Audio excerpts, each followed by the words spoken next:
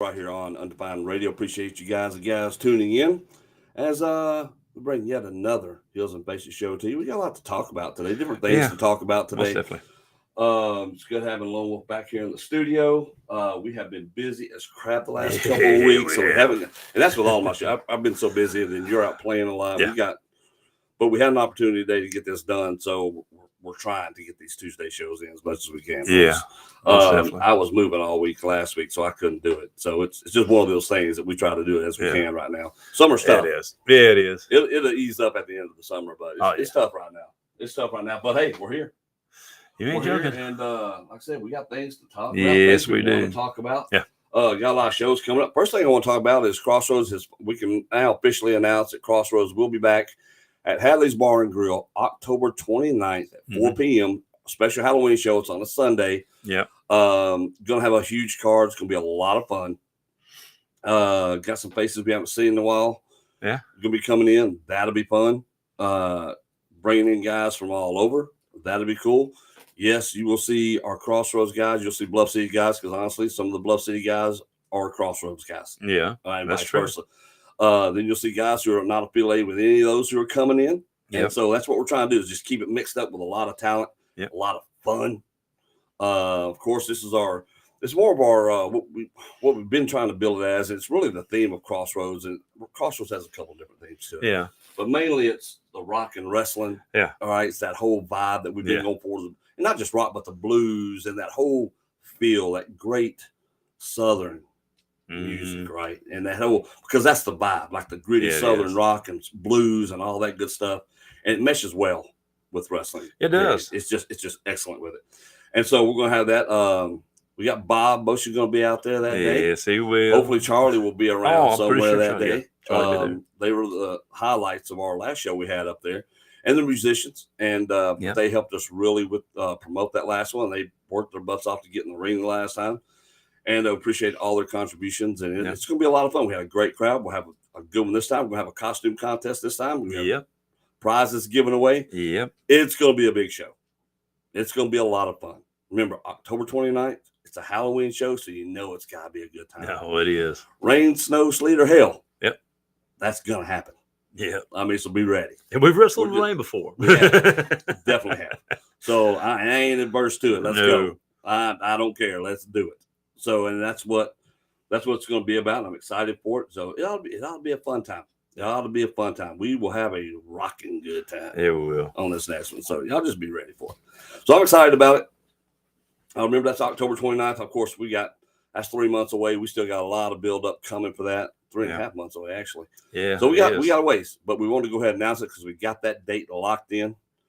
So we're looking forward to it. Yeah, put it on your calendar. You will see probably in September we'll really start hyping that train up a little bit and getting all of that done. So like I said, I'm really looking forward to that. It'll be a lot of fun. We've worked hard getting this thing together, making sure that we had our ducks in a row on this one. And so, like I said, you'll be seeing the poster very, very soon. Actually, it's almost done. I have a few tweaks to make to it, but I think once you put it up, you'll see the vibe we're going for. But it ought to be great. It should be. It'll be a lot of fun. So we always have a good time. So there's that. We will have a great time. So we invite you all out. Yeah. Hadley's Bar and Grill. I said October 29th. A lot of stuff happening right now. We got two shows this weekend that are big. Oh, yeah.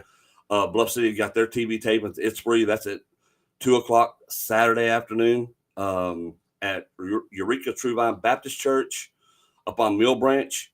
Come check us out. It's in a great place. I mean, the church has always been great to us up there. Yeah. And I love doing that because the mission work and the stuff that we're doing, trying to bring wrestling to an impoverished community and things. And in Memphis, there's a lot of impoverished communities up there. So come out. It's free. Bring your family out. Come out and have a good time. There will be concessions on hand, so you can snack and eat and do all the stuff that you want to do. But come out and have a good time. We'll bring you true professional wrestling. And that's our motto at Crossroads as well. It's professional, old school wrestling. It's what we do, folks. It's what we do. It's going to be a blast. Then Saturday night, APW will be in West Memphis.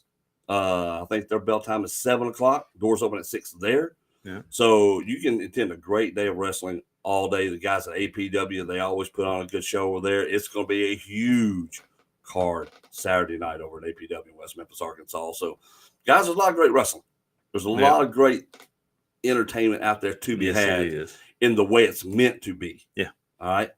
Not just a flippity floppity. Let me do some circus act stuff. I mean, like I said to you the other day. Really good. Yeah. That stuff, right? So horrible. There's some good stuff out there. Yes, it is. You just got to be ready to go and do it. And believe me, around here, you can go and do it. I got next Friday, July the 28th. A matter of fact, speaking of Hadley's, 9 to 1, Roxy Love, my band, will be there. Yep. And we're going to try to bring some of the boys that night, right? And just to kind of push the show on the 28th. So we're going to see if we can get some of the guys to come out there on that show to kind of push that. So it'll be fun. So that's the other thing. So Lone Wolf makes a great point. Roxy Love, one of the best bands out there. I don't care. The music is awesome.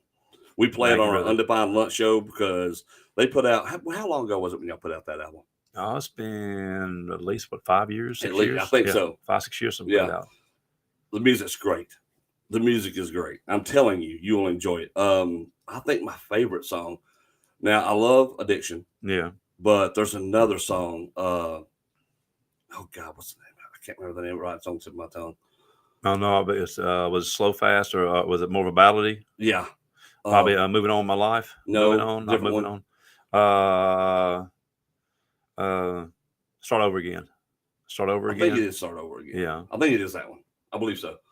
I'm terrible with the names of these songs. I am. I wrote them and I wrote them and I forget the names of them. Like, oh my God! But when I hear them, I'm like, oh yeah, I love the song. Great band, Undefined Lunch, every day 12 to 1. We're getting music put up. We didn't really have one this week. We will probably by the end of the week we'll have a couple of shows done. We're getting some bands coming in to the studio, hopefully starting next week. Cody Riddle will be joining us. His band will be coming. Taylor Morris's band will be joining us. They're coming. We'll get Roxy Love in here. We'll get different ones because look, don't tell me there's not stuff to go out here and do on the weekends, folks. And during the week, to be honest with you. Yeah. These bands are playing everywhere. They need your support as well. And there's a lot of great music you have not heard. And it's coming to you. Oh, yeah. So, there's a lot of stuff to do. It's a big wrestling weekend. Yep. We're about to have a blast. But like I said, we got things we want to talk about. Let's see. George Sampson says the Mid-South Wrestling Council presents American Fallout 2 Retaliation September 16th in Pontotoc, Mississippi. Okay. Very cool. There you go. All right. So you got that one. Again, a lot of wrestling coming up. I mean, I know we bash some that are horrible, but I mean, there's a lot of good organizations out there now. There are, and that's the thing. But the problem is that you got a lot of these trash organizations making it awful. And you do. I mean, I'm hoping people will overlook them and really go out to the good ones. I mean, because there is quite a few good ones. For all the little stinkers there are out there, there's quite a few that are. There's a lot of talent out there. I mean, there's so much wrestling going on. Yeah, it is, and it's everywhere. But like we have the ones that we try to focus on. Like I mean, for me, it's OWO, Bluff, Crossroads, APW, and MCW and MIW. Those are the ones that I have worked for, and will work for again. And because those are the places I like to go. Those are the ones I like to go because I know how the locker rooms are, and I know the people who run those companies. Yeah. And if nothing else, I know I will at least get a fair shake when I go. Yeah. Right, and that's all exactly. I mean, and is exactly what you said too. You want to make sure that this, you want to go into a good locker room. That's one thing that I always used to look at when I went to a thing was how good is the locker room? How is it? Who's in there? Because if you got a bad locker room, a bunch of backstabbers and stuff like that, it's just not gonna. That's right. You crown. You gotta put my crown on. That's right. Gotta put my crown on. Get your crown on. That's it. Pat says I really just do main events. I know that's all he does. Pat and the shit talk. That's it. That's a great name. That is just a great name. That is. I love that. But so there's a lot of that stuff. Yeah, and I think there's a lot of great wrestling to be had. There's a lot of trash wrestling to be had. Yeah, it is. And we were kind of talking the other day about people not really understanding. Oh, the workings. Well, people don't understand the workings of wrestling. Yeah. And then people who think they know don't. And then people who are running shows think they know don't, which is the worst tragedy of all. I mean, how many times back in the day, put it this way, how many did you go wrestle on, and they just had this stupidest storyline that made no sense. It's just I look at it and I watch it, and then I watch. Hey, we love you too, Pat. And then I watch just how they perform, how they move. I know. Like I see this garbage the other day, dude, and I got the brain pain immediately when I saw it. Right? I thought, okay, this is the moment it happens to me. Right here. This is where I just lock up and fall out because it's awful. The Claw. Hey, Sabrina, how are you doing? I'm a huge Von Erich fan, as you know. Yes. This is Kerry Von Erich. Yeah. Action figure over here. I'm a huge Von Erich fan. Grew up in Texas. Yeah. Those are my guys. Yeah.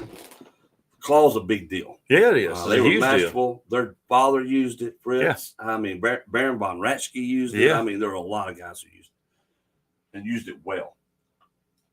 And then I see midgets use it. I'm sorry. Vertically challenged people. I see vertically challenged people use it. The thing of it is before you even go there, just all right. And it's nothing against them. I mean, a midget or dwarf, like I mean, their hands are very small. Well, their hands are super small. I mean, so I mean, how can they make it look believable? Well, here's the thing: the guy's not technically one. Yeah, he's just about the size.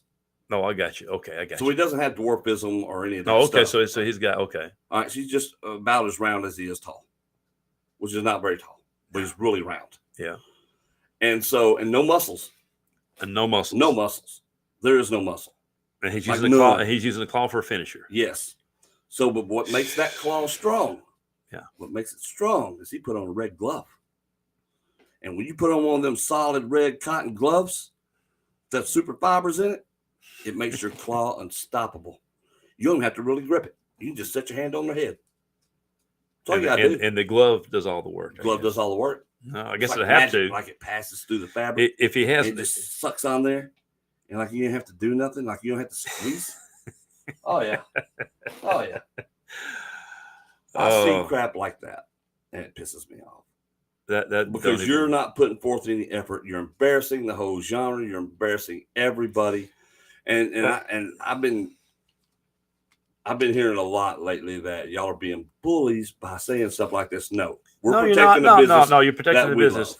I will tell you this. All right, I'm 6 foot tall. For most of my wrestling career, I'm about 185, 190, which is not small, but it's not huge either. If I'm going against you, I gotta have a finisher that's going to look believable. You know, me putting you down with a believable finisher that you can put on anybody. You know, that's one thing. So if you got a little bitty small guy trying to put, I mean, like you can put the claw on. You're a huge guy. You got big hands. Yeah. That would look believable. You putting the claw on anybody. Me putting the claw on, not even me being 6 foot tall and almost 200 pounds. I wouldn't put the claw on anybody. It needs to be a guy that looks like he could crush you. Exactly. With those hands, right? Where it's boom. My thing, well, if you think about that, even with anything that I ever used for a finisher, you know, I made it look believable. I was using the ground. I was putting the crossface on you, something like that. You were down as big as you are. If I got the crossface on you, it's going to look believable. You know, ankle lock. If I got the ankle lock on you, you know, I mean, it's going to look believable on anybody. But I mean, again, me, you know, 6 foot tall, 185, 190, it's not going to look believable me putting the claw on anybody. You know, unless even somebody my own side, it just would not be believable. No, especially if the guy's bigger than you. Yeah. Like, no, exactly. No. You it's different if a big muscle guy put the claw on somebody big or small. Oh yeah, because he's a powerful man. Yeah. So that's like, oh crap. I mean, he's got that sucker locked in because grip strength is a real thing. Oh, it is a real thing. I mean, a guy with muscles, it looks like it's a big real thing because of how strong they are. Exactly. Again, though, even put this way, even legit. Would look because he's muscled up. That's what I mean, though. But he looks like he can do it. Exactly. He's strong. And he's built. Me, I'm in shape. I look like I'm in, but I'm not a real big, thick muscle. And he's thick. So I wouldn't look right. So I mean, him being that, even though he's short stature, I mean he could pull it off if he want to. Mm-hmm. He's a big, strong guy. He is. He's bull strong. I ain't gonna tell you. But here's the problem with these guys is they'll find something they've seen before. Yeah. And go, oh, I want to do that thing. There's no psychology behind. No. Should I do that thing? There's a lot of things I want to do. Yeah. That I would be, that's cool to do and that I can do. Exactly. But does it look right for me? Is it right for me and for the character and then just how psychologically how that will work? Why would I do that? I've never given power bombs. I've never gave them. Yeah. Why? It doesn't make sense to do it. It don't make no sense to do it. Why does it make sense to do it? And so we were we're talking about this the other day because I don't seldom get to do wrestling moves. Oh, I know, because you because I'm just massive. Yeah, you just beat the crap out of them. Yeah. So I don't get to do it. I know. It would make sense for me to do it. Yeah. But so every time I wrestle a guy that's near my size, yeah, buddy, here we go. Yeah, you get to do actual wrestling moves. I understand. But here's the thing: people are saying, "You can do that." I'm like, "Well, yeah, I can do it." Yeah, but it don't make sense. If I'm fighting a smaller guy, why do I need to? Exactly. Why? When I can just throw you around. Yeah. Well, it was the same thing with me too. Punch you out. I never really did any big moves. Most of my stuff was grounding. Grounding like that, throwing around, hip toss. I use stuff with leverage. If you come running at me as big as you are, yeah, I'm going to move and use your leverage to do something, do your arm drag or something like that. If you're running at me, but I'm not going to just try to do a standing arm drag on you. You're too big. No, because it's probably not going to work in your favor. Exactly, right? It's not going to work in my there's favor. No way you're doing that to me. It's just a perfect example. All right, anytime. There's many times I've been in the ring. Anytime that I clothesline you, if I didn't come off that rope and put my body into it, I ain't going nowhere. You shouldn't. You ain't knocking this tree down. No, exactly. But ridiculous. If another big guy did it, yeah, a little different. Because that's a little got different. some size and some power coming. Oh yeah, if I got somebody my size or somebody near my size like that, yeah, if I clothesline, it should go down. Yeah, even JPJ knocked the crap out of me. Yeah, the other day. Last exactly. weekend, I admit that stuff. He knocked the Jesus. I know. But that's a big old man. It's a big guy. But at the same time, with JPJ, I don't have to hold back either. Exactly. Like sometimes when I hit a small guy, I'm like, I'm gonna hurt this dude. Yeah. So sometimes I'll pull my punches a little bit more than I should because I'm worried I'm gonna hit him. But big guys like that, I'm like, oh, finally, I can cut loose. Yeah, I know. Let's go. People don't understand that you got to when psychology in wrestling is if you're doing anything between. If you're doing like, say, if I'm wrestling a smaller guy, yeah, I'll probably do a few power moves because I'm bigger than them. Mm-hmm. It's very few, like I said, there's a few guys that are smaller than me. And then most of them are going to be my size or bigger. And if they're my size or bigger, then, it's going to be tit for tat what we want to try to do. But it's a bigger guy, you got to think, what's going to work? Mm-hmm. In other words, with the being, we'll get on the shoot part right here. What would really work in the real world? And if you do something that wouldn't work in there, it's to me, you're embarrassing the business, and that's just my opinion. But it's a lot of that. I get tired of it. You better get your ass off her. Boy, come here. Yeah, so I get irritated easily. Persona and psychology are a lost art today. They are. Yeah. Oh, These it guys is. Aren't taught it and they don't practice it. No, they don't. Psychology is gone. Oh, it is. It's just like what I showed you on that thing, and that was AEW. I don't mind telling what it was, AEW, and I was like, what the crap are they doing? It's ridiculous. They're just doing high risk moves. They think can pop the crowd real quick. Yeah, and the thing of it is that first part was a circus act. It was, and that's all it is. So, and people are like, it's still wrestling. They're in a wrestling ring. No, it's not. No, I mean there was no psychology. Cirque du Soleil is all you're doing. Yeah, and that's it. You're not really doing wrestling. No, you're not, and that's what gets me. It's like psychology means so much more than the moves. The moves, everybody can do the moves. Everybody can, but it's like it's just the moves for doing the sake of moves. That's just I never agreed with that at all. But you got it though. You got to where what they'll do is they'll have a list. I've got to do these things. Oh God, yes. I'm like, yeah, you do, and you don't. And you don't, and it's stupid. When you come up with a list, I'm going to smack it out of your hand. We're not doing that stuff. Huh. It's not going to work. No. It also is a safety issue and working with someone. You have to work the next night. Exactly. That psychology engages the crowd. If you're not engaging the crowd anyway, it doesn't matter what you do. Exactly. You got to engage that crowd. That's all I do. I would rather see a match with minimal moves, good selling, good storytelling, and engaging in that crowd. That's going to get me 10 times more than a bunch of guys who are just jumping around on the road. Now, with that being said, if it's put in there tastefully, and I'll bring up a perfect example, Jackson Crowley. He's, to me, as far as yes, he does high risk stuff, but his stuff is very tasteful, and he tells a story. Every time he gets in that ring, he tells a story. Yep. He knows what, and that to me. That's about because I'm not going to sit there and just damn the big the flippy stuff. I never could do it, but I mean I'm not going to damn it just for that. But I mean it's put in context and put in the right context and done right. It's awesome. Well, and that's the thing too. So when we talk about the flippity floppity stuff, yeah, It's not that the people's ability to do it. It's the No. fact that that's all you rely on. That's No. not wrestling. No. If you can do it, make it look good, and it makes sense in the psychology of a match. Exactly. And there's Nothing wrong with it. It's the You're just psychology of athletic. the match. Like when they started doing drop kicks and insecurities, everybody then was like, "Oh my God, what is that?" Yeah. He did a drop kick off the second rope. Oh Yeah. my God. People are like, "What is that?" Yeah. When Jimmy Snuka went up with the flying headbutt off the top, people were Yeah. like, "That is insane." Yeah. But again, it makes sense within the psychology of what Yeah, his character is and what he does. Exactly. And you don't see him just going up to the top when he went to the top, it was special. It was special when he did it. And that's just it, because I know you seen it too. I've seen matches where you got guys flipping and flopping, flipping and flopping, flipping and flopping, flipping and flopping. And then all of a sudden they do a roll up and win. Yeah. Ron says psychology is the easiest and hardest thing to learn. Psychology is feeding off the crowd. It is. Yeah. Tiger said one of the masters I watched, Don Bass. Yeah. Work a guy's pinky for 15 minutes. Yes, he did. Yeah.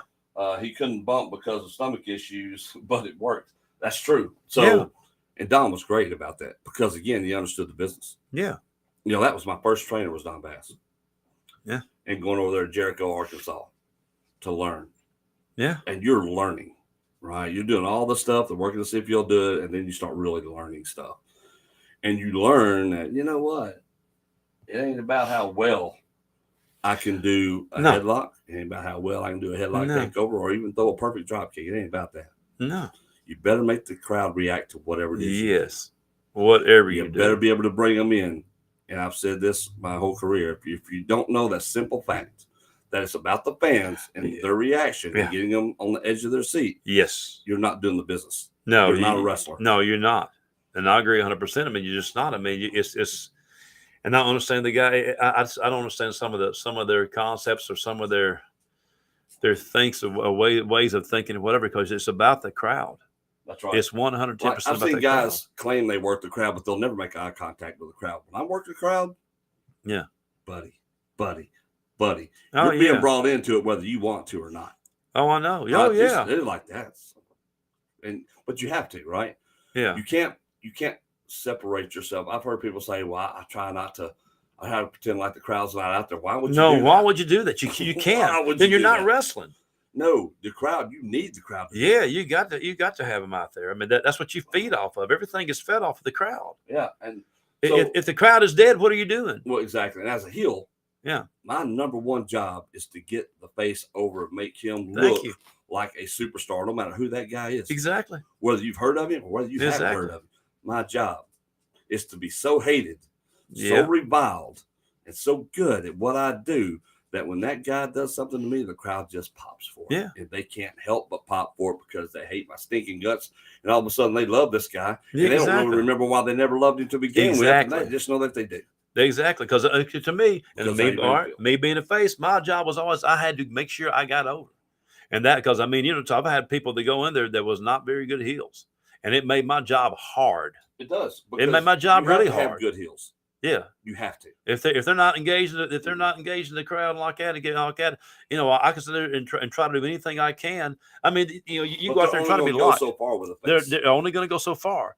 If I haven't got a good heel to play off of like that, no matter what I do, no matter how much I engage that crowd, they're not gonna. It's just gonna make it hard for me. Oh, the crowd. I mean, you can still get the match over, sure, but I mean, if that heel is being lackluster. And not engaging that crowd and not help getting this story over, not getting over like that. The main thing is, like I always said, this is getting the baby over. Win, lose, draw, it does not matter. Getting the baby, because that's what they're trying to get that crowd up, trying to get that crowd to hate that heel and love that baby. And that's the thing. But you got a lot of guys who aren't willing to go to the depths they need to. Exactly. Yeah, and you're right. All right, most of the guys are just not willing to go that far. I am very willing. Yeah.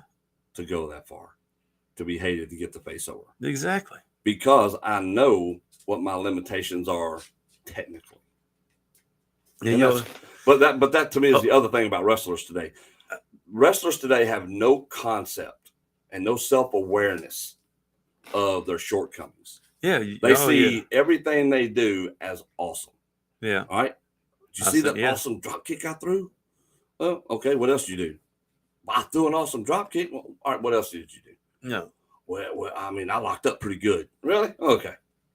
All right, what did you do? How the crowd react to you? I mean, yeah, I hear it all the time. Man, the crowd was dead out there, when we were out there. But I heard they finally started coming to life, or they're just getting a little more. No, we brought them to life, and you bring them to life for a reason. You engage them. Yeah. All right, they're dead because you didn't engage the crowd. Yeah. And the heel wasn't able to get them up like they should.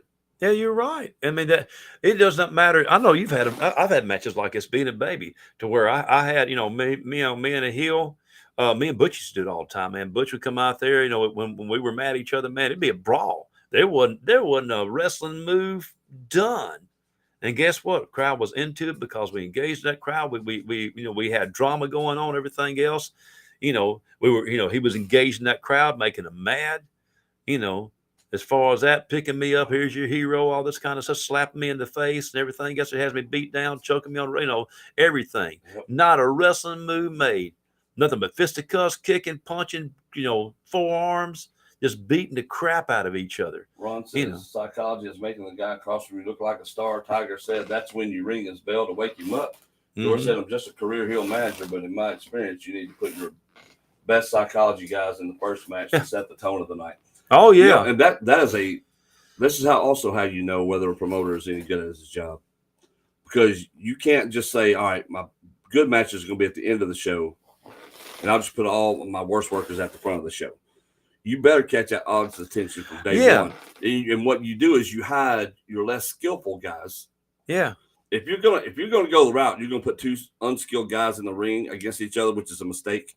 Yeah. You better say, hey, he's unskilled. He's green. I say unskilled, green. Let's just green. Yeah. I need a vet in there to work with him. Yeah. Now this way that match has a chance. Exactly. And where do you put that match? Well, you put it either second, or you have to bury it in the car. Second or fourth. It can't be first, and it can't be last. There's no way. Cannot be first, cannot be last. You put it either second or middle, somewhere in the middle, after a hot match. That's what I'm saying. So you got to hide that match in there somewhere. Yes, you do. But your first match, your opening match, is every bit as important as your main. Exactly. It will set the tone for the night. I used to get people, I got first match. Yeah, that's a very important match. I curtain jerked a bunch. Put me out there. Let's go. Yeah, let's go. Set that tone. Yeah, I don't need to be main event. Let's do it. I don't mind. I like setting the tone. I like going out there and saying, okay. Yeah. When people don't expect much, no, and then you get a huge reaction out of them because even they're like, oh crap, okay. Yeah. So I mean, like SGWA is putting out my whole match series with Wild Thing and Malia. Yeah. This week. They dug it out of their little archives. Oh yeah. And messaged me about that. Like, we're putting this out there, just letting you know. Cool. I'm like, I don't care. I was proud of it. No, yeah, you should have been. I was proud of it. You should have been. It was awesome. I mean, it's just, and it's one of those things to where you're like, okay. First of all, working a female, if you're a dude, is very frowned upon in the wrestling business. It always has been. Yeah, it has been. I've said it many times when I got blacklisted from Memphis. It was a thing. However, there's a way you can do it. Yeah. And it makes sense as opposed to going out there and it being stupid and being a farce of what the business is. Yeah. Like I whooped the crap out of her. Yeah. And she just, I missed a move and got caught off guard at the end, and the ref fast counted 1, 2, 3. Mm-hmm. All right, so I got screwed all the way around. Yeah.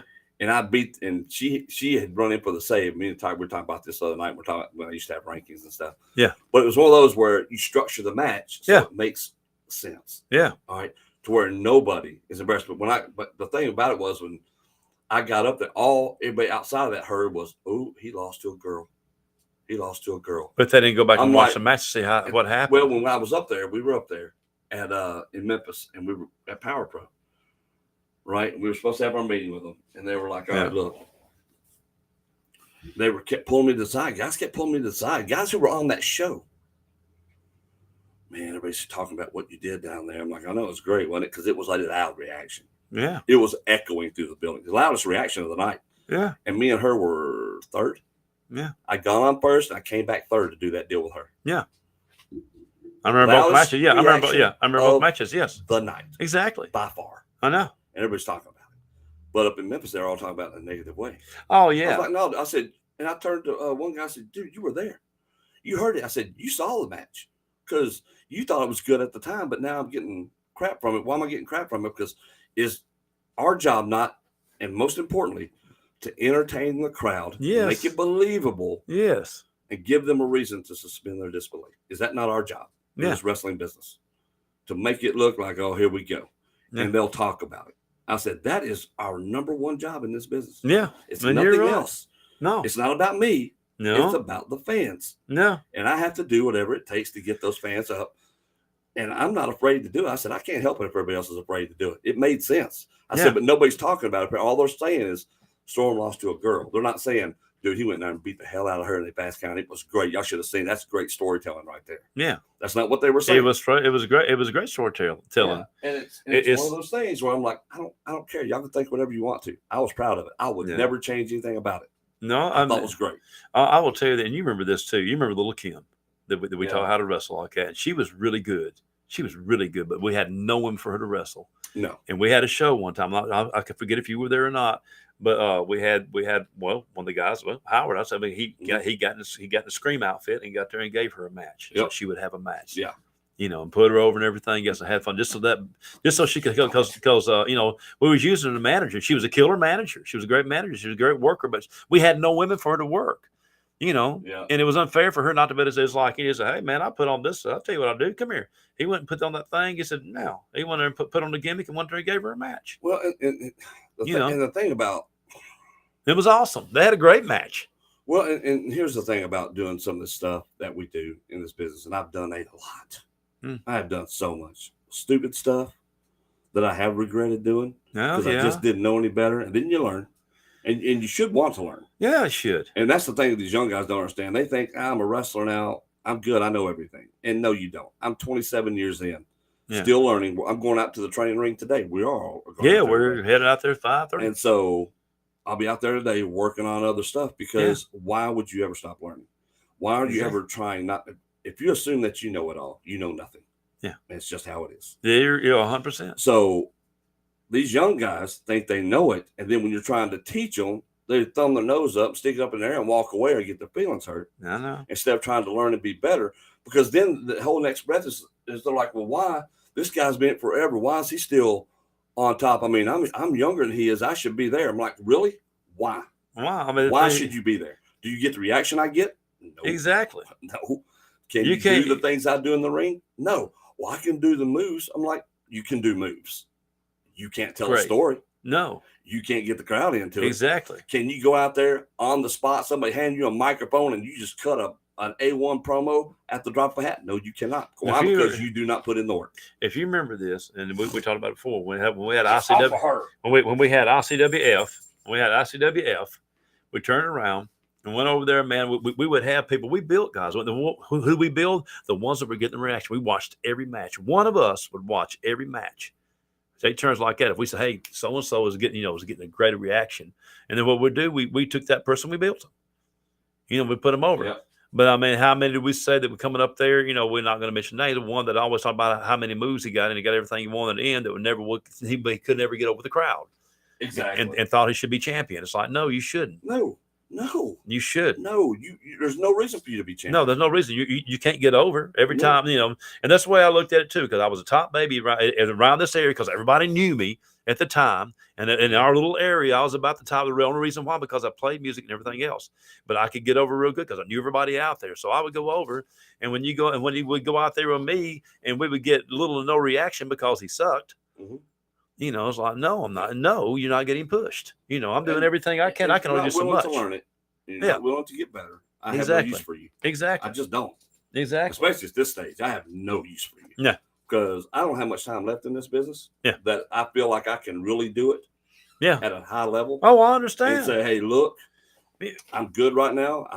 We just left it. We just got back from the gym, right? Because I know I have to be in there to do what I do right now. Exactly. And I don't mind it. I don't mind the sacrifice of doing it, even though it gets to be one sometimes. Yeah. But you got to be willing to do it. Tiger said Vision was my female wrestler. Her and Tojo Jr. had some epic matches, and they made sense. Exactly. Thank you. About. Even though I hate to say it, John Tackett was one of the best I worked with at using psychology to get a crowd engaged. John's great on the mic. Oh, he is.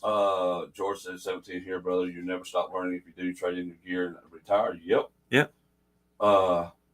Hey, dude, you ain't ever getting out. That's probably true. Yeah. Oh, that yeah, is probably true. Well, look at me. I mean, Delano, when you start training, I'll teach you psychology, but you got to be willing to learn it. Yeah. And you can't assume you just know it. You know, that's the deal. Well, you know, right now, you know me, I'm having a blast teaching, you know, help train the guys, help come up with different things. So even the other guys, you know, that are out there working on stuff, we'll have a bunch of, you know, we'll have a guy, we'll have a bunch of good workers out there tonight working on some stuff, and I'll try to help them out where I can. I enjoyed that, but yeah, I still get in the ring very little because one thing, I'm busy, another thing too, I'm very old and can't do like everything I used to do. So I modify some of the stuff that I can take and what I can give, and still having fun in there. But you know, it's rare when I get in there. You know, very rare, you know, and I shouldn't. It's my time has come and gone, you know. It's very, very rare when I do anything. And I wrestle more now than I have in years. Now, I know you have. See, I'm all over the place right now. And I love it. Yeah. Because I know that, first of all, it keeps me kind of young.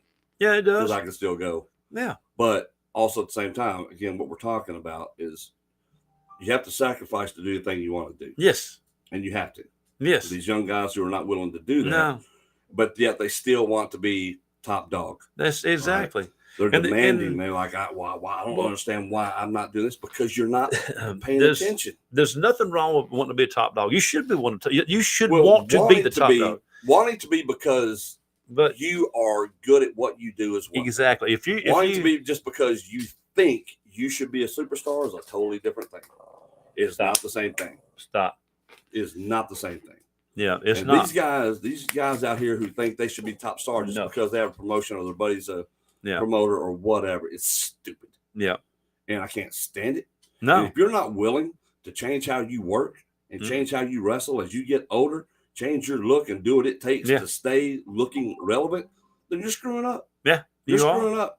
There's no reason. Then you can look at some guy and say, really? Yeah, I mean, it's the thing is, it's what you want to put into it. Again, everybody should want to try to be the top. Yeah, sure. If you don't want to be the top, you shouldn't be in this business. But it's if you don't want to put in the work and do the work, and you won't just give it, it's not going to be given to you. No, and you're going to have to earn it. A lot of these guys think it should be. It's just perfect example. Like I've always said, since even once I did the GM thing, it's like everybody, you're going to earn your spot. You're not going to give it to you. You know, you're not going to give it. You're not going to get. You know, you're not going to give it to you. Go. Leave her alone. You know, you're not. It's not going to be given to you. You got to earn everything that you do. You got to earn it. Okay, you know, we even talked about it too. You know, as far as the work, and they asked me to take over. Like everybody, I said, you've been in this business how many years? 27 years. You got to earn it. Everybody's going to go in there, earn your spot, and earn what you're going to be doing. And that's why. But everybody should. Anybody. I don't care. Any promoter, any booker, any GM, anybody, you should be watching your product and watch. Well, so and so's my friend, I'm gonna push him. No, you shouldn't. Just it's so and so that your friend might suck. If he sucks or not getting over, you don't get pushed. You know. Let's see. JPJ and you, Storm, work at your own pace and control the pace. Yes, we do. Yes. I'm going to train with MCW at the beginning of the year. That's a good group of guys to train with. I mean, they know their stuff. Yeah, they are. Nate says, I got a question. How do you keep from underestimating your craft in and out of the ring? So basically the opposite of what y'all are saying. What do you mean? As far I think what he means is do you as far as confidence, it might be what he's talking about. More confidence. Talk about confidence. Here's the thing, dude. You have to, and here's the thing that a lot of guys struggle with. You have to be confident. Yes. In what you do and your knowledge in this business. Yes. Now, saying that doesn't mean you know everything. It means you have to be confident in the stuff you can do and your ability to learn. Exactly. All right. So you cannot just assume you know it. You have to go out there, put in the work, and keep learning and keep doing it. It's the same thing with promos. Yes. All right. Yeah. And I keep going back to this because it's the one thing people do not work at. No, it's the number one thing. They'll get in there and they'll train in the ring all day long. Yeah. But for some reason, people will not do this, and I'm not picking on any one person. No. It's a huge majority. majority. It's a genre-wide yes. fault in this business that people will not do it. Yeah. And because they think, well, that's not an important part. It's one of the most important parts. Yes. Because your verbal skills will sell a match when nothing else will. Yeah. And most of the time, it's important. If you get a minute on the mic or 15 seconds on the mic, you got to be able to sell the match either way. Yes. All right, it's got to count. And if you're stumbling over your words and you look like a deer in the headlights, then you're screwed. Yeah. Your match is screwed. Yeah. Your push is screwed. The company's screwed because, like, why is this dude out here talking? Yeah. It's because you didn't put in the work. No. Right. And it's such an important part of this business. You've Yeah. got to put in the work to do it. But from underestimating your ability is a lot of times guys will not put in the work when they need No. to. Some guys will just do all the promo stuff, but they won't take time in the ring. Yeah. So there's I mean, there's a whole it's opposite side of that. Exactly. To where Oh, they're I like, agree. well, I can just do the very, very basics and I don't have to put in work to make the rest of my stuff believable, or I don't have to. How many times have you seen somebody whip somebody across the ring? And you're like, oh, that dude must be Superman, because it sure didn't look like he threw him as hard as that guy moved across that ring. Yeah. All right. That's because you lazy. You ain't putting in the work. Exactly. You ain't putting in the follow through. No. I'm going to tell you, it's tough to be in a ring 10, 15, 20 minutes. It's hard to go like that. I mean, because you're sucking wind, you're tired. I've got asthma. I got bronchitis my entire life, born with it. Yeah. Allergies, chronic shots, all the stuff that you have to do. Now, I could have said, well, I can't do any of this stuff because I have these issues. Or you suck it up, you put in the work, you find ways to work around it, and even with your limitations, you go and stop making excuses as to why you can't do it. Yeah. Because a lot of people love to make, we talked about this earlier when we were in the gym, like, man, how many excuses we made not to be in here? Like, yeah, exactly. Right? When we know we could. Yeah. We just make excuses like, you know. And I'm guilty of it. Oh, I am guilty of it. I am too. So I'm not calling anybody out that I ain't call. I'll call myself out. Yeah. I know I'm guilty of it. Yeah, I am too. I was guilty of it this last week. week. I'm like, you dumbass. You know you need to be in there and getting more serious in the gym, because I have been these last couple of weeks because I'm doing other things. I'm like, oh, that's the reason I can't be there. I can be there. Mm-hmm. There's no reason not to. No. And none whatsoever. You have to be able to do that. And you've got to be willing to do that and not assume that because I'm just starting out, like for the green young guys like Nate. Yeah. You know, you're just starting out, buddy. Yeah. You got a long road to learn. He does. Your entire career ahead of you to learn. Oh, and but again, you've got to be willing to do that. Yeah. You've got to be willing to say, I've got to go put in the time. Yeah. And not that it's too hot today or I can't do exactly. this. And that's everybody who makes those excuses. Yeah. Again, this guy included. Oh, and the thing is that, I'm proud of Legit. I'm proud of Dread. I'm proud of everything, what they've accomplished and where they're going. But are they done accomplishing? No, they're not. They're still learning, and they're still, honing their craft and everything else. I'm proud of where they're going. I'm proud of what they're doing. I like that. But I mean, still, just because I'm proud of it, I don't mean don't stop. You continue on. Exactly. Tiger said to Nate, never underestimate the craft. It's called learning, and that creates doubt because you don't know something. Keep listening and learning. Yeah. In and out of the ring is the same thing. If you're a wrestler, that's just what you are, ring or no ring. Yep. That's the point being made. It's a life decision. Once it's in the blood, it does not go away, and that's just a true statement. I mean, it is. And that's very really what true. we're saying is because as a young guy, I remember this being so green, and you think you know, then you get in there with people who actually know, then you realize you don't know nothing. Yeah. And it's like, what do I do? There is moments of self-doubt you have. Yeah. And at that point, you're faced with a crossroads. Yeah. And no pun intended, but that's what it is. Yeah. I can either decide that I need to buckle down and learn and be better, or I need to quit or just reconcile the fact that I suck. Yeah. That's a terrible mindset to have because you don't have to suck. You choose to suck. Yeah. You don't have to. No. It is a personal choice to say, I'm not good and I'm not going to get any better. You've already made your mind up. You're not going to do it. That's a choice. You don't have to. You can put in the work. It's hard. Yeah. But it's a choice to go do it and to be better. Yeah. And that's why I always say, I'm just turned 53. I don't hide that number from nobody. No. Because I know I work my ass off to still be able to go. Yeah. And I can still go. And the match y'all are going to see Saturday in Bluff City, 11:30 on CW30 this Saturday morning will prove that fact. Yeah. Can still do it. Yeah. And can still do it at a good level and a good clip. Yeah. And still pull it off and do the things you got to do because I work at it all the time because I don't want to half-ass it. And it's got to be, people always talk about, well, your pride. You better have some pride in what you do. Yes, you better. People try to use that as a negative thing. It's not a negative thing. It doesn't have to be. You need to take pride in your abilities and what you do. Yeah. Especially when you're doing an art form and you're doing a sport. Yeah. You better take pride in trying to be the absolute best you can be. Yeah. You have to. And there's a lot of guys who will not do that. No. They will not put forth the effort. They'll not put in the work. And they'll never get anywhere, but yet they still think that they deserve something. Yeah. You don't. You deserve nothing. There is no deserve. It's got nothing to do with it. Yeah. It's your hard work. It's your ability, what you put in the ring, in and out of that ring. And you've got to be able to do that. I mean, it's just, yes, it is a free show this weekend, Daniel. Doors open at 1. Bell time is at 2. It's at the Eureka True Vine Baptist Church. It'll be a lot of fun. We had a great hot crowd last time, so it'll be a lot of fun. Oh, yeah. Come on out and boo your butt off, buddy. Engage in it. It'll be a fun show. I promise you that. Mindset is everything. It can make you or break you, and it is. Guys, you have to do it. Yeah. And I'm not talking. I'm talking to everybody because that's a great question that he had. Yeah. And I think, and that's the difference. Don't be afraid to ask questions, because that's how you learn. Yes, ask questions and listen. When you're in that, especially within the locker room and like that, I understand that you're getting ready for your match and everything else, but go around, listen, learn. You can learn so much in that locker room from the vets and everything else. Even if you're not going to be in a match with them, watch the matches. I understand that you're getting ready for your match, but any match that you can watch, any match once you get all your stuff settled out and you're getting ready, kind of peek out the window to watch. Especially you need to watch what other people do. Or go back if the show like Bluff City is on TV. Yeah. So it's out there on YouTube. The matches are out there. Go back and watch it. Go watch them.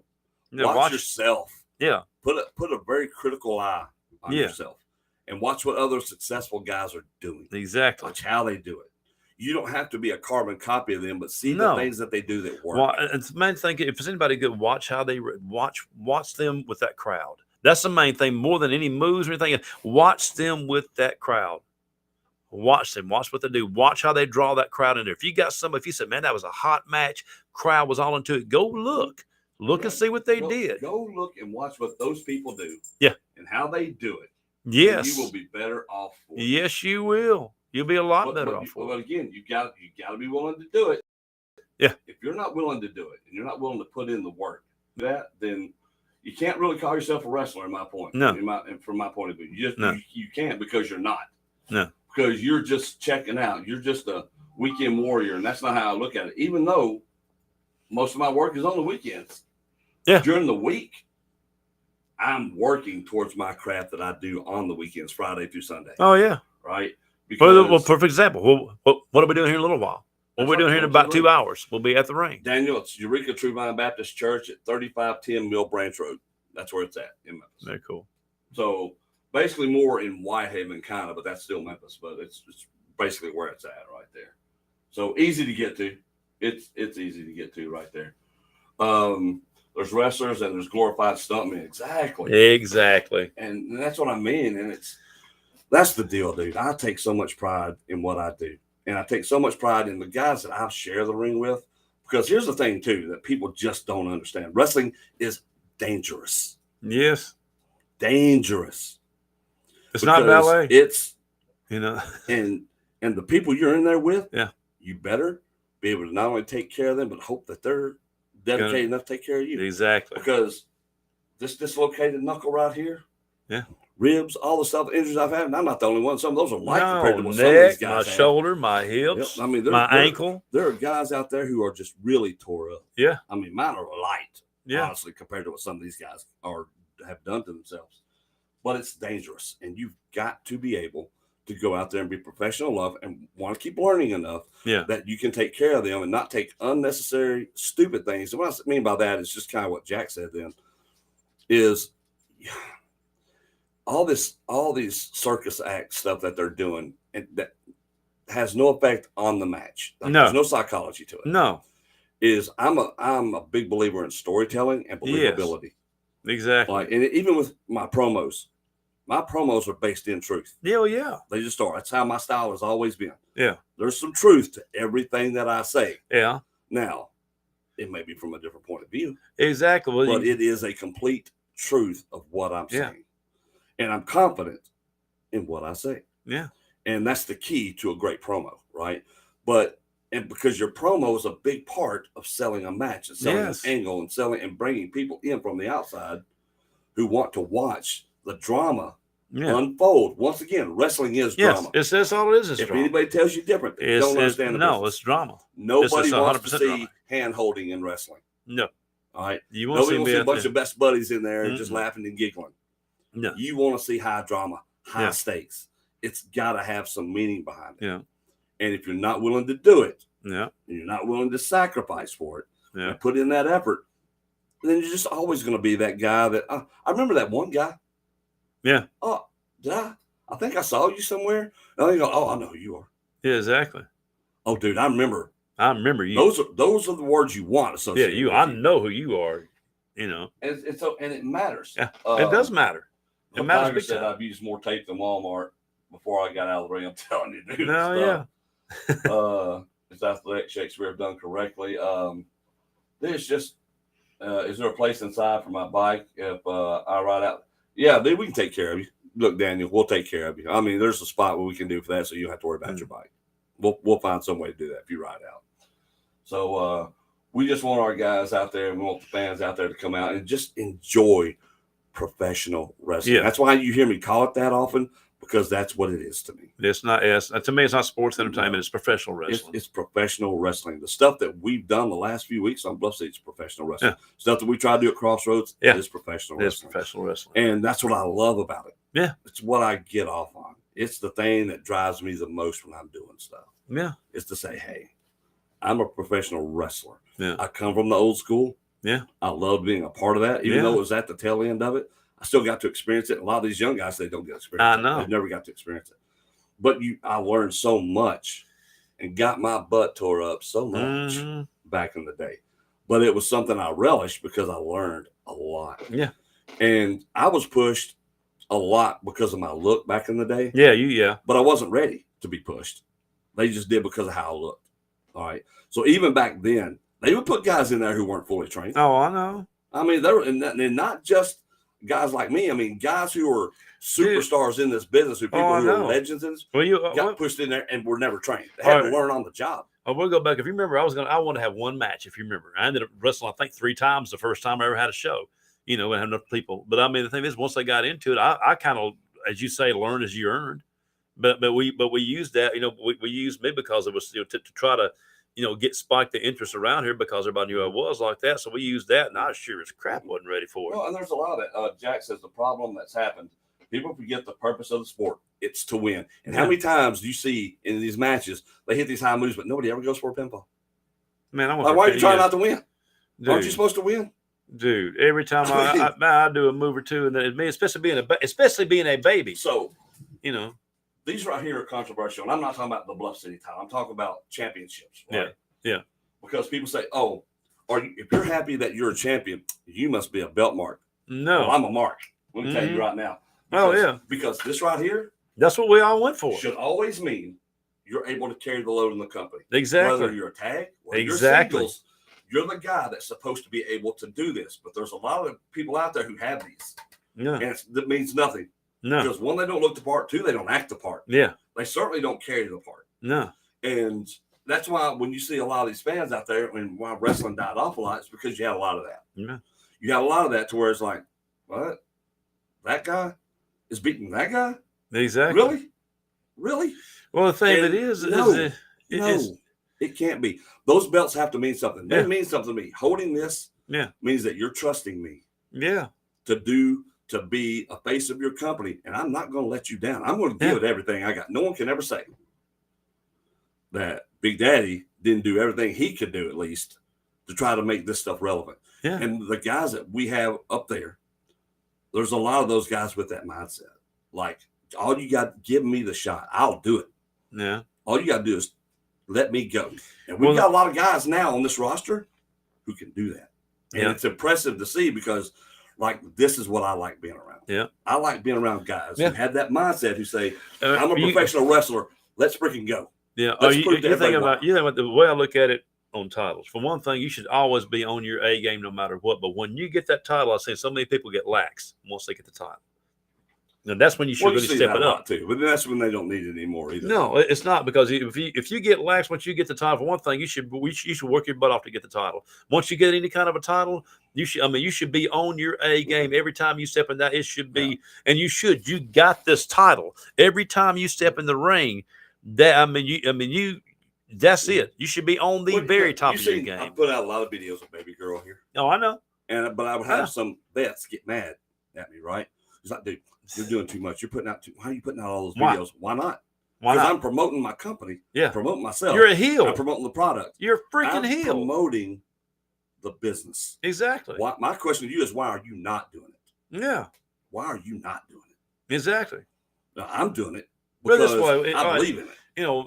Man, when we would come like that, I would sit there and little fans, besides come out to the ring. If I had the strap over me, I would put it over little kids and everything else. Anything, being a baby. You're a heel. You should be doing stuff like that. Like, why the hell are you not? Why? I watched 1,000 moves and nobody goes for a pin. Exactly. Yeah, exactly. And that's the crazy It's horrible. thing. I see a lot of younger guys leave promotions because they can't get a belt, but they don't know what that belt means and what they have to do to carry it. Yeah. You carry the company you work for, which is true. And here's the other thing too. Like I see guys like Jack. JPJ is a specimen, right? Yeah. Dude's good at what we may have a philosophical difference. Yeah. Where our lines are drawn in Bluff City. And that's fine. Yeah, I understand. Fine. But I will tell you this. Guys like him, they're younger. Yeah. Dude's powerful. He can go in the ring. I've seen Jack work. We've had some fights lately. Yeah. But let me tell you, I see other companies misuse guys like him. Yeah. All right. Guys who care about the business, guys who are trying to do something in this business, who don't try not to compromise their principles, and you see them getting taken advantage of. Yeah. That pisses me off more than anything. The reason being is because I can see guys like him, and it's not just him. There's other ones out there who I know, give me the reins. I can build a company around that dude. Exactly. Why would you not want to do that? Exactly. Why would you not want to build your company around a guy like that? And there's a lot of them out there. Oh, I know. Who get overlooked. And I agree. That's what makes me angry the most is that I see it and people see it, and you are sitting there. You've got a golden goose, and it doesn't have to be a golden goose, but you can build a solid roster. Yeah. That people can't touch because guys like that are passionate about it. Yeah. I agree. We're building a roster like that in Bluff City now. Yeah. And there's a lot of those guys. You see it like they're hungry for it. We intersperse some young guys who are anxious to learn. Yeah. And they're doing. And when you've got when you're making that kind of stew, it always tastes good. All right. Those are award-winning stews right there. All right. Every time. Yeah. Because you've got all the right ingredients there. Well, perfect example. I mean, we're going to have at least, I'm going to say probably 4 or 5 guys for Crossroads that's going to be at the ring. What they go out there, they're passionate. They're out there working. They're not. I get a text in our group. You get it too. Yep. Usually every Sunday and every Tuesday. What time we going out? What time we going out? And so today, and it'll be 152 degrees today. Yeah, and guess where we'll be at? We'll be out there. And I'll even brag on Brandon, our trainee. He's one of the main ones. Yeah. First thing that kid does, and we beat the crap out of that kid. I know it. He learn. And that's the way you learn. But he don't complain. I've never heard him complain about nothing. And he's every Sunday, every Tuesday, and a day. Hey, we're going to the ring today. We're going to the ring today. He's the one that starts it. That's right. Before I even have time to even say, "Hey guys, let's go." Yep. Tiger said they are all growing. That's what makes me excited about Bluff. The naysayers are weeded out, and the growers are still there. Jack said this roster is hungry. We just need a few more sharks, and he's right. Yeah, he's absolutely right. Yeah, we do need a few more sharks in there because I tell you what, it keeps you on your toes. Yeah, and like I said, I'm 27 years into this, and I love that aspect. I'm one of the guys that love a challenge, right? And trying to keep up with these guys who are younger, right? And where it forces you to put in the work. Yeah, it forces you to grow your game even more because these guys are hungry. Yeah. Right. They're ready to go. And buddy, if you're not ready to go too, you're going to get ate up. Yeah. Right. Then you're going to spit out and push to the side. And when you start building a roster like that, then you have to be on your toes. Yeah. Right. You have to be at your best. Yeah. And I don't understand the mindset of people not wanting to be at their best. It doesn't make sense to me. It's never made sense to me where you're just happy being status quo. I know, and we, I know a few like that. What you're talking about that could be, that could be great. That'd be great. But where's the work? Where's the effort? None. It's like I'm a wrestler now. I got tights sometimes. Yeah. And so I don't have to do anything else because I know everything. And that's just not true. One that irritates me, I got one that irritates me that's actually got talent. But I mean, there's a few I know. Personally know. I know. That's what I'm talking about. Personally, few that's got the talent just will not put in the work. Exactly. Jack says competition breeds success, and it does, man. Yeah, it does. And I have made more friends here in the last year in this business, actual friends that I can get along with because there's a lot of that same kind of mindset. Yeah. I've worked so many new guys I would never gotten into the ring before because I was disenchanted with Memphis and this whole area up here. I didn't even want to do it anymore.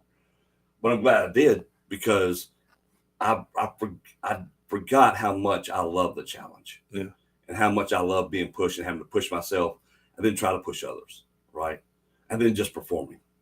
I love being a heel. It's my nature. Yeah. And being a face was never my thing. And I was supposed to do that for a while. But being in a room like this, being in a locker room, and not just here like what we're building, because like I said before, some of those guys and a lot of those guys at Bluff are in our locker room in Crossroads. They are. A lot of our guys are. And so it's fun because I can see the growth and I can help the growth and they can help me grow. Because I still want to grow too. Well, yeah. I have no desire to sit back on my ass and not do anything. Yeah. George says, being average sucks, show up and show out. Chance says you have to want to do it. If you don't, then get out. Jack says, but some guys believe it ends at becoming a wrestler. Exactly. Yeah. To me, that's where the work begins. It's look, it's attitude. It's how do I get better? How do I make guys better? Exactly. So, and that's exactly what I'm saying.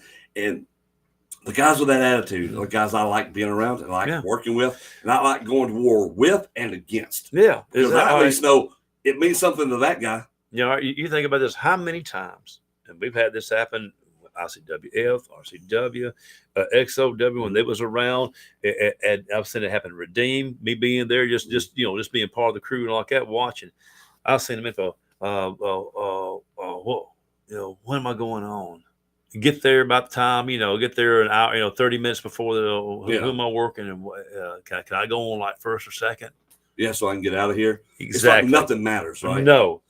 And I hate that. And I have no problem with somebody wanting to go on first if they're like, dude, I got a double shot. I got to get here. Yeah, that's one thing. Or I got to work. Or that's a different attitude. But like you're talking about, you see that too many times. Too many times. With guys like that, I hate to work. I'll give a perfect example.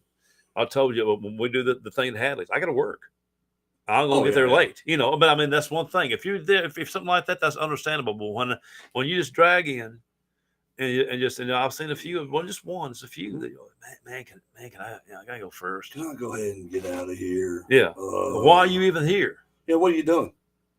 I don't want those guys around. No. I want guys around who are anxious and ready to build and do something. The way I look at it too, and that's also the ones that don't help out, that don't help set up the ring, they don't help tear down the ring, they don't do anything like that. They want for that. All they want is a PO.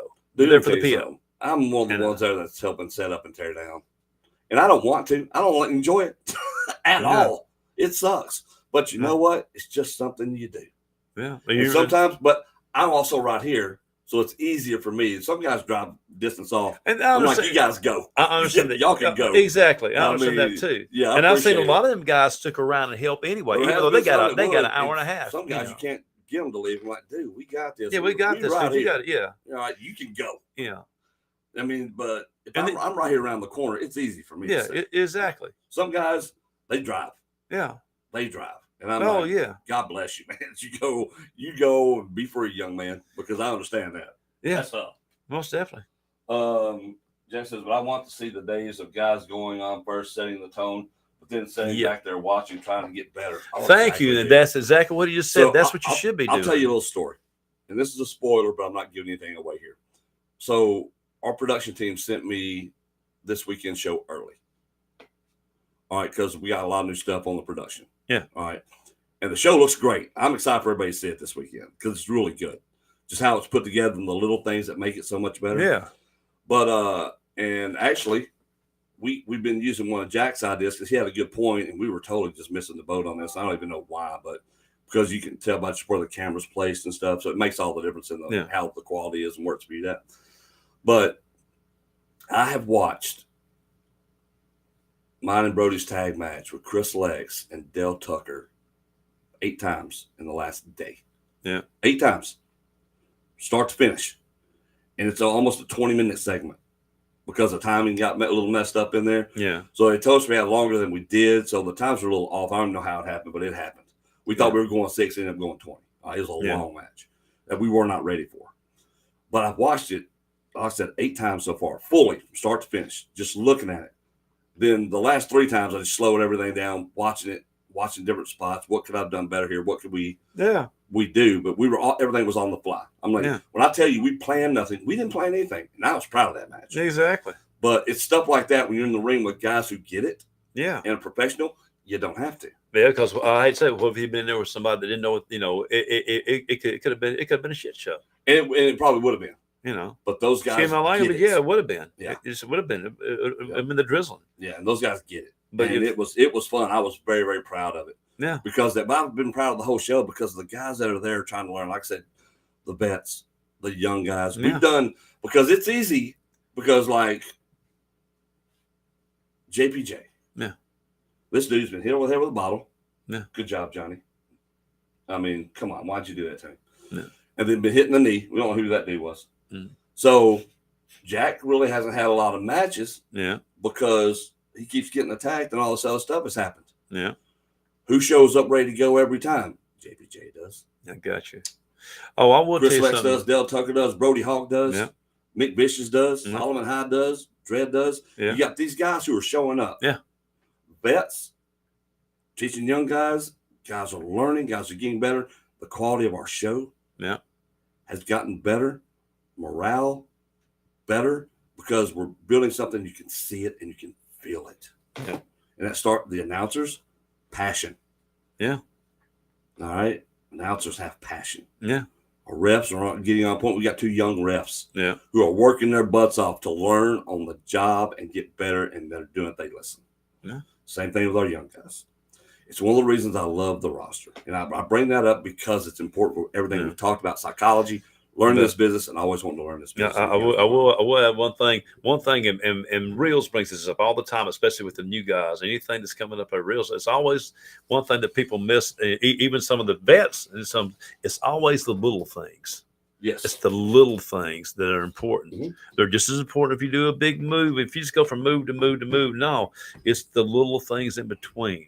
It is. It's everything. And that's one thing. I'm glad when you brought up the little things. So it reminded me because Reel's always, he's been coming out helping him, and he always brings that up. And I agree with it every time. Because it's the little things. It has to be, and it gets overlooked so much. Yes, it does. And it can add so much. It can. To it helps everything that you do. It's probably the same thing. You look at a painted picture. You got. Let's say you're gonna do a tree. You got a tree, and you got some land. Mm-hmm. What about the clouds? What about the leaves? Yeah. What about the little blades of grass? It's the little things. Little trees right here. Exactly. So I'm going to leave y'all with this. Yeah. Because this to me is important. Yeah. My Big Daddy Storm is the biggest egomaniac in this business. Yeah. Let me say that. I agree. Ego is through the epping roof. I agree with you. No question. Yeah. Chaz is not. Exactly. But Big Daddy's. Oh, Big Daddy's is. Yes. And you think, all right, me being the baby, I want that ego. But I got to have that ego. And that's the thing. But people, these young guys don't understand. If I don't, then it's just not going to work. And these babies don't understand that. It's not even just the babies. It's some of these vets too. Like, this is what kills me. And you guys, you vets out there who are in this chat right now, who listen, y'all understand this. Y'all know exactly what I'm about to say. It kills me that you'll have other veterans, and I use that term loosely,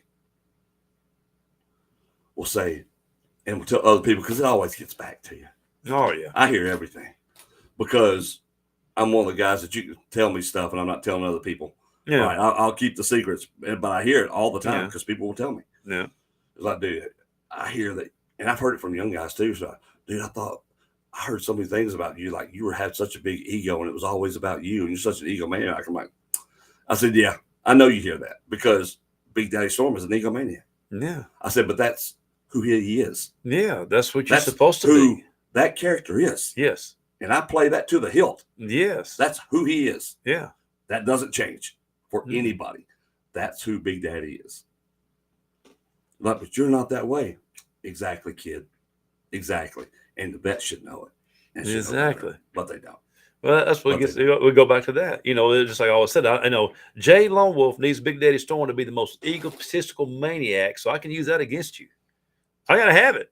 You know, if I don't, you know, and you're not only use it against, but also you know, if you're not, if you just go out there as Big Daddy Storm and just going around doing nothing, you know, it's not gonna get over the crowd. Jack makes another good point here. Guys who've never worked TV are learning where to be in the ring to be seen. Oh yes, Which is true. And look, I'll tell you, that was the hardest thing for me. And I've done TV before. I know. Right? So I've done TV before.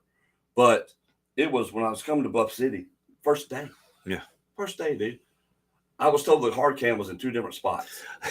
So I start working. I'm like, well, I don't really see it over here, but maybe it's because there's a lot of black curtains. So I thought, okay, well, maybe it's there. So they're like, it's over here. I'm like, okay. When we it was on the Obsidian.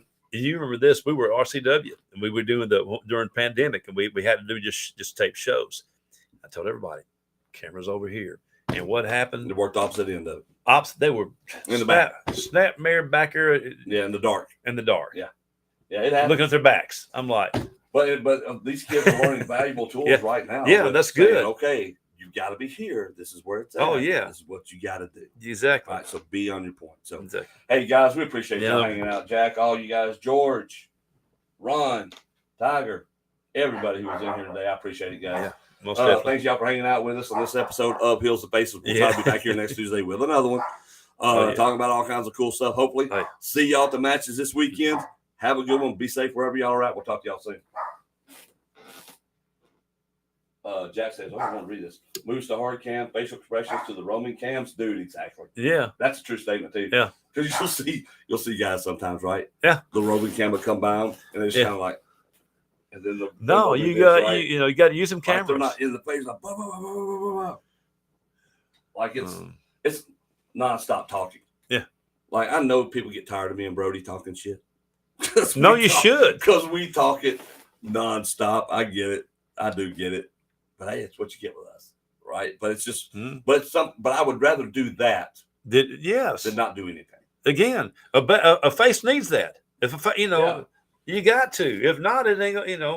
Exactly. Exactly. Exactly. We'll talk about it later. Y'all have a great day. It's hot out there. Stay safe. We'll talk to you soon.